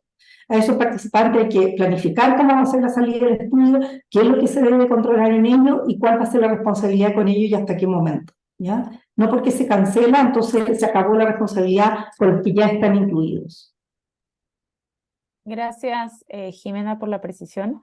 Hay una pregunta sobre... No sé si puedo perdón. agregar una cosa con esto, de que justamente decía Jimena, que también el Comité de Ética, a la hora de evaluar el estudio, debe decir, digamos, debe consultar al patrocinador del estudio cómo va a manejar el tema de aquellos, cuando termine el estudio, de aquellos pacientes que respondieron a la medicación de estudio. ¿Está bien? Y esto debe preguntarlo previamente a que apruebe el estudio, no cuando ya terminó el estudio.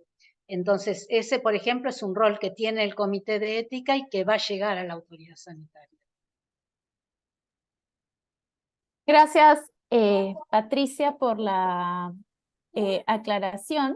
Tengo acá una pregunta que es sobre la injerencia de la autoridad regulatoria en el consentimiento informado, pero creo que eso nos lleva a una cuestión más amplia, ¿no? Que es, ¿cuál es, digamos, la competencia, en todo caso, que tiene la ARN en asuntos éticos, tal vez como el consentimiento informado, que a la vez nos va a llevar a pensar en cómo deberían ser las relaciones entre los comités y la autoridad regulatoria, ¿no? Tú, Adriana, mencionabas que tienen un trabajo conjunto test de ética para el monitoreo, me parece que mencionaste.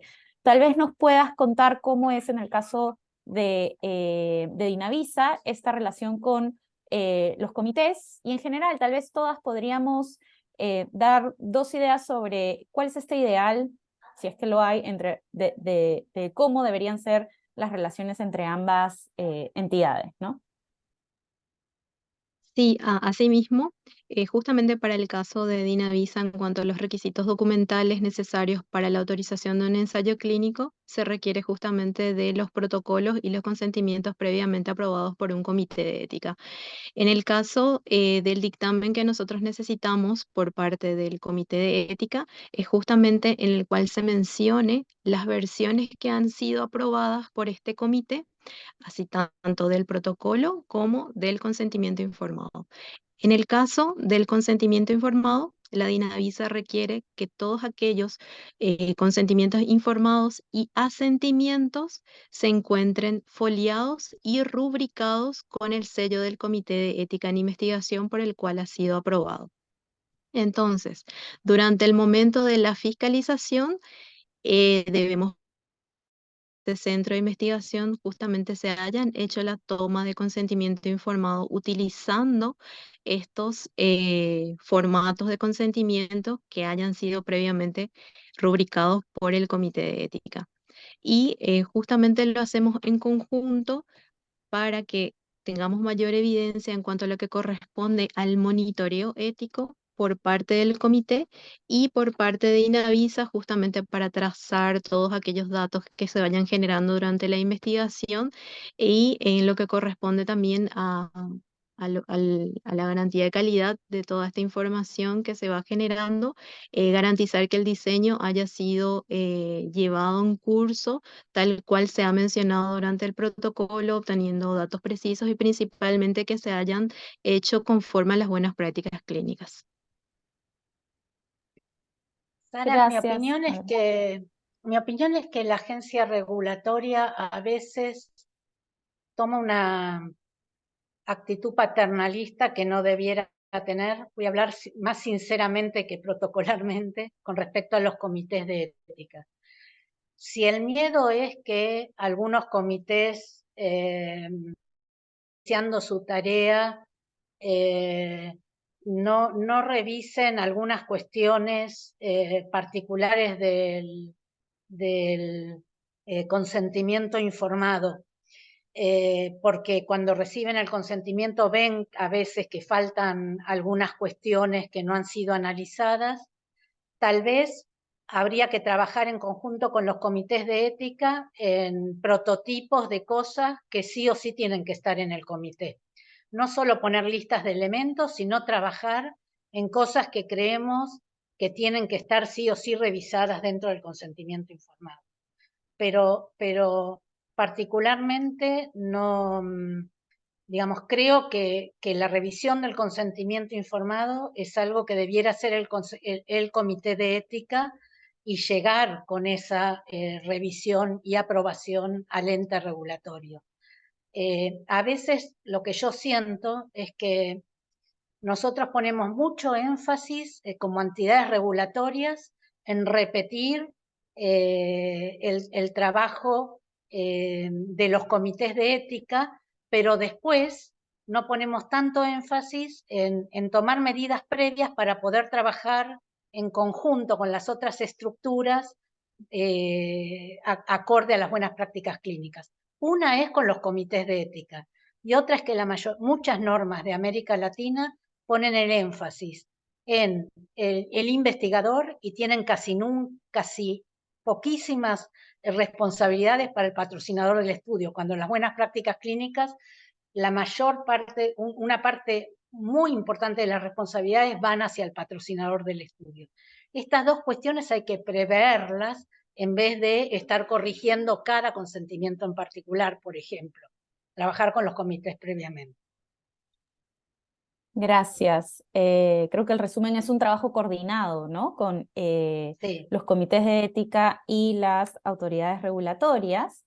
Y esto precisamente nos lleva a otro tema, que es el de la acreditación de los comités, ¿no? La investigación y los sistemas de investigación están en cierta forma basados en la confianza, ¿no? Y una de las formas de garantizar o de promover las capacidades de los comités es asegurar que estén acreditados según los estándares éticos internacionales.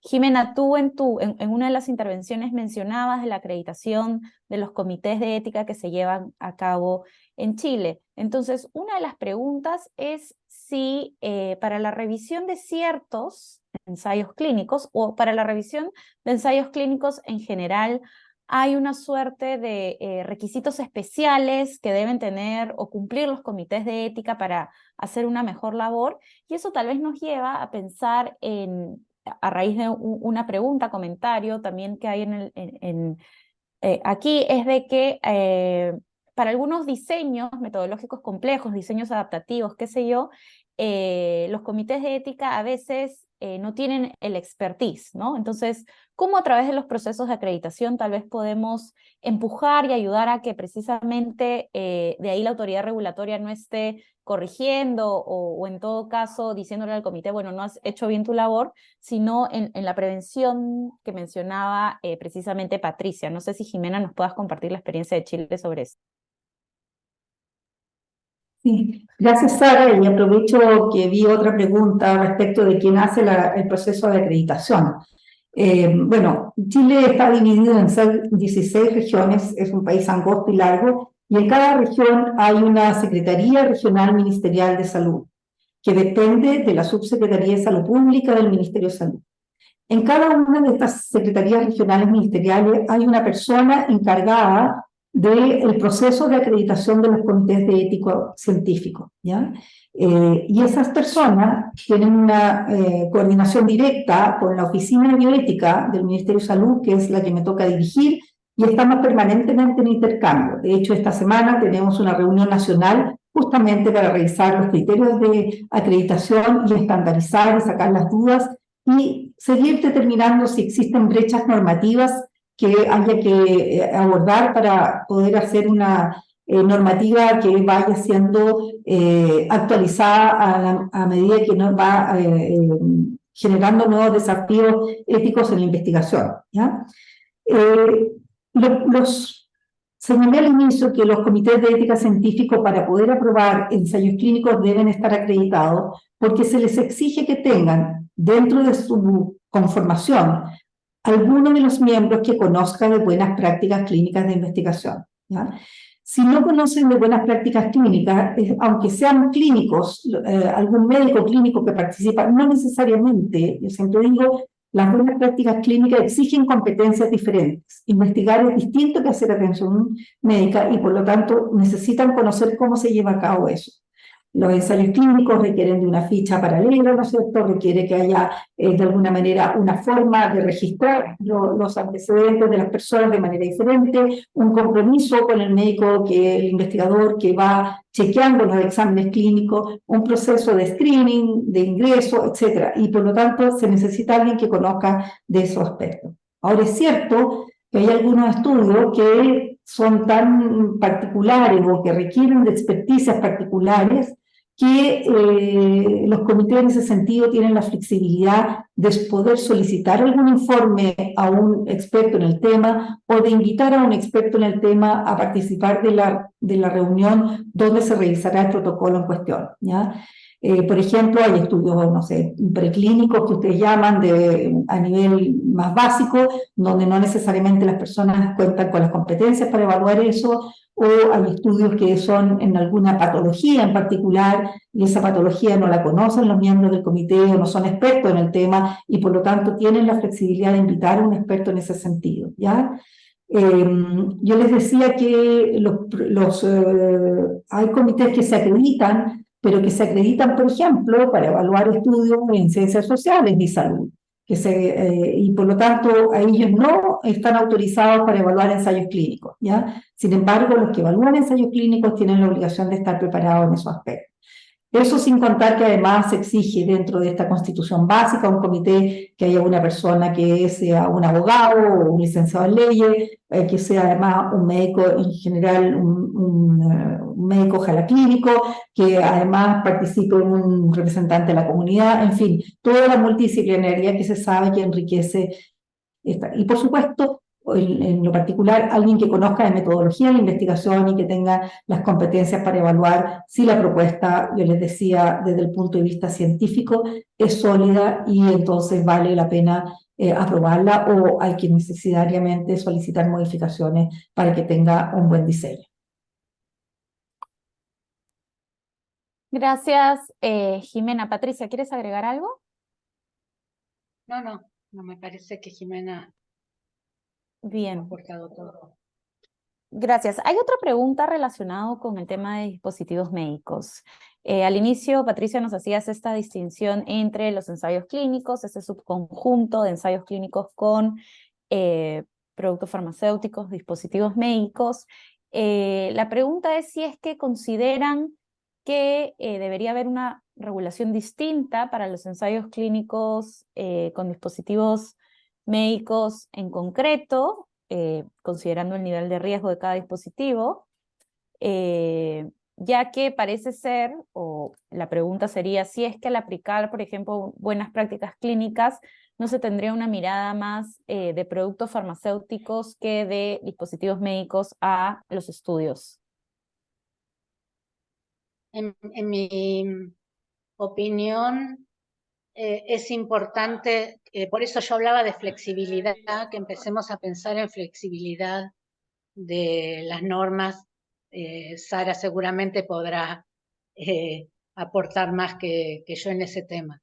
Pero lo cierto es que es tan específico hacia dónde va la investigación clínica que las ARN no pueden tener una norma que sea para ensayos clínicos con medicamentos, terapias avanzadas, dispositivos médicos, reactivos de diagnóstico y demás. O sea, hay que pensar en algunas cuestiones generales, sí, pero después tiene que haber cuestiones específicas que deben ser atendidas. Porque si lo único que vamos a poner, por ejemplo, de terapias avanzadas es simplemente que debe cumplir con las buenas prácticas clínicas, sí, pero hay un montón de cuestiones específicas que deben ser tenidas en cuenta, además de las buenas prácticas clínicas. O sea que mi opinión es que tenemos que ir hacia el futuro de a poco, no todos lo van a poder hacer ahora, pero ir viendo de tener algunas pautas para aquellos estudios con tecnologías que usemos, por ejemplo, dispositivos médicos. Hay estudios en América Latina y como tal es bueno que la agencia regulatoria empiece a bucear en cuestiones más concretas de eso. Gracias, Patricia, por la pregunta. Hay muchas preguntas, me encantaría poder hacer todas, pero la verdad que no tenemos mucho tiempo y tal vez ya para ir cerrando, tal vez Adriana o Paola nos puedan contar alguna experiencia que tienen, alguna visita a algún patrocinador, si es que la han tenido.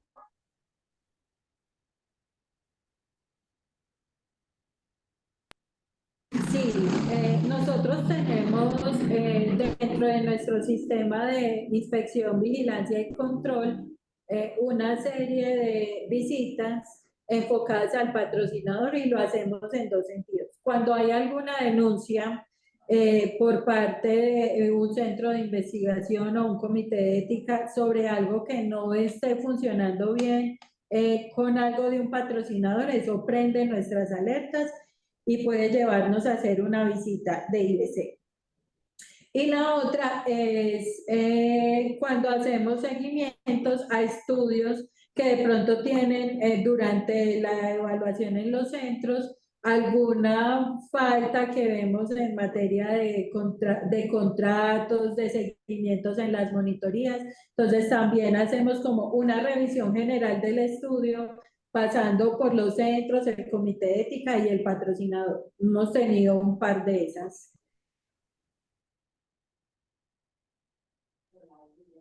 Gracias, Paola. Adriana, tal vez ustedes en Dinavisa han tenido alguna visita a algún patrocinador.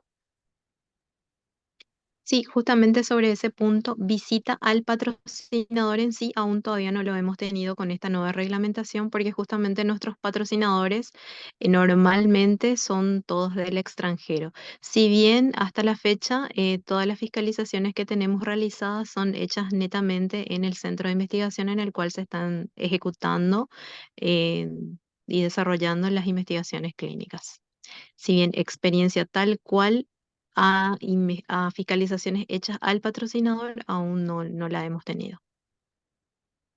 Yo quería agregar que más allá de las inspecciones a patrocinadores e investigadores, es importante en nuestros países que repasemos que la normativa, el marco legal, tenga las responsabilidades del patrocinador acorde a la ICHR2, que marca una serie de responsabilidades muy importantes para el patrocinador, pero Además, esta delegación porque muchas veces el patrocinador no está en el país, pero tiene un representante en el país, y esa representación, la documentación que pedimos para esa representación, cuál es la responsabilidad de cada uno y cómo está enmarcada en ese contrato la responsabilidad de delegación de función, pero no responsabilidad final, es importante que esté en la normativa legal.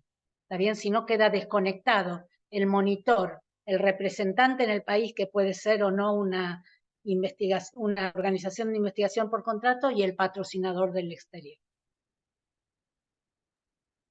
Gracias, Patricia. Bueno, hay muchas preguntas relacionadas con los comités de ética, como cuáles deberían ser las relaciones entre los comités y las autoridades regulatorias, cuál es la competencia de los comités de ética, quién los constituye, cuáles son los requisitos de los miembros, etcétera, etcétera, y quién le realiza esta supervisión a los comités, lo cual este es un preámbulo perfecto para darle el pase a Carla y agradecer enormemente la participación de nuestras panelistas y de todas las personas que han enviado muchas preguntas. Las guardaremos para aquellas que no han podido ser respondidas hoy. Muchas gracias. Gracias, Sara, gracias, colegas. Bueno, ahora viene una sorpresa.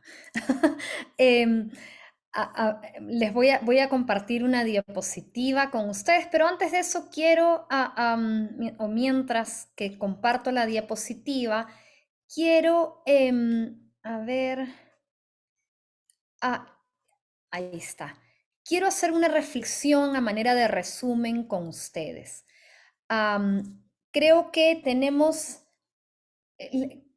una de las motivaciones para nosotros en la OPS hacer esta sesión es que vemos que con mucha frecuencia, puesto que hay una similitud entre las tareas de la Autoridad Regulatoria Nacional y las tareas de un comité de ética, vemos que esas tareas con frecuencia se confunden, y uno de los objetivos de esta sesión ha sido explicar que la supervisión, entendida como una revisión inicial y un monitoreo continuo durante la conducción del estudio, tiene un componente regulatorio, que es tarea de la Autoridad Regulatoria Nacional a la luz de las buenas prácticas clínicas, tal como ha detallado Patricia, y un componente ético también, que es tarea de un comité de ética. Estas son tareas distintas, aunque ambas necesarias, complementarias, y así como el Comité de Ética se guía por las pautas éticas del CIOMS, pues la Autoridad Regulatoria Nacional se guía por las buenas prácticas clínicas. Un comité de ética no es una autoridad regulatoria nacional, una autoridad regulatoria nacional no es un comité de ética, si bien pues hay una serie de vasos comunicantes entre las tareas de ambos, y esto no es un error, no es un descuido, es porque internacionalmente se ha establecido que esta es la mejor manera de hacer las cosas en aras de los estándares éticos y regulatorios internacionales. Sabemos, como bien decía Patricia, que como ciertamente en la práctica ilustró Adriana también desde la experiencia de INAVISA, que nuestra región viene haciendo esfuerzos importantes por estar al día con los estándares internacionales más altos para la investigación, tanto en lo que compete a la ética como en la regulación. Nosotros, en ese sentido, y como resultado de este trabajo continuo, tratando de explicar cuáles son las tareas de la autoridad nacional, cuáles son las tareas de un comité de ética, cuáles son las tareas de una autoridad regulatoria nacional, es que hemos desarrollado una herramienta para la acreditación de los comités de ética de la investigación. Como se ha dicho en esta sesión, no todas las investigaciones con seres humanos, no todo lo que revisa un comité de ética cae bajo la competencia de una autoridad regulatoria nacional que vela, que supervisa los ensayos clínicos de medicamentos y dispositivos. En vista a ello, esta herramienta para la acreditación de comités de ética tiene digamos, por decirlo simplemente, tiene como dos pasos. Un primer paso, un primer nivel de acreditación, que normalmente hacen las autoridades nacionales para todos los comités de ética, y un segundo nivel de acreditación para aquellos comités de ética que además vayan a revisar ensayos clínicos de medicamentos y dispositivos. Okay, entonces, esta herramienta está ahorita en proceso de diagramación, está lista. Quiero agradecer desde ya a algunos de los panelistas que han participado en la revisión de este documento y quiero anticiparles que va a estar disponible, lo vamos a compartir por medio de la lista Investigación Ética de la OPS. Hemos incluido en el chat el enlace para suscribirse a la lista, pero en ese código QR en rojo que los lleva a la página web del Programa Regional de Bioética de la OPS, pueden ver, si van a ese sitio web, pueden ver fácilmente el enlace para suscribirse a la lista si así lo quisieran. Y es por medio de esta lista que vamos a enviar también el enlace a la grabación de esta sesión en español y en inglés. Hemos referido en varias oportunidades durante este diálogo a la experiencia de la pandemia de COVID-19 y cómo ha fomentado una mayor coordinación, una mayor comunicación entre los comités de ética y las autoridades regulatorias nacionales y mostrado no solamente que esa es la manera de proceder en emergencias, sino que en situaciones que no son de emergencias debemos también proceder de manera más coordinada entre estas partes. Y es por ello que aprovecho para compartirles la publicación de OPS, Catalizar la investigación ética en emergencias, porque ahí, y ese es tienen el código QR en turquesa. Ambas publicaciones estarán en ambos idiomas, la página web también está disponible en inglés y de hecho la publicación Catalizar la investigación ética en emergencias está disponible también en portugués, está en inglés, español, portugués y francés y tiene un resumen ejecutivo y orientaciones específicas para las autoridades de salud y para los comités de revisión ética.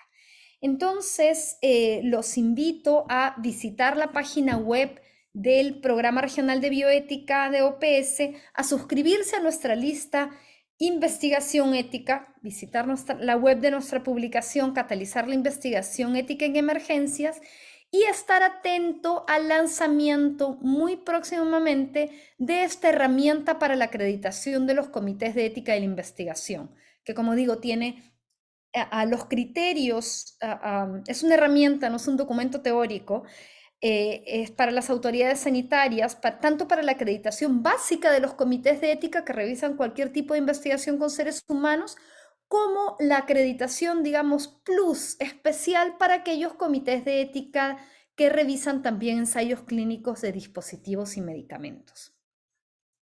Entonces, con esto vamos a pasar al fin de esta sesión. Les agradezco a todos los participantes y agradezco también por supuesto, a Patricia por hacer la presentación inicial y además, por supuesto, a los panelistas, a las intérpretes que han hecho esta sesión posible en ambos idiomas y a nuestros otros colegas que permiten atrás de las bambalinas llevar a cabo esta sesión. Muchísimas gracias y que tengan una buena tarde. Hasta luego.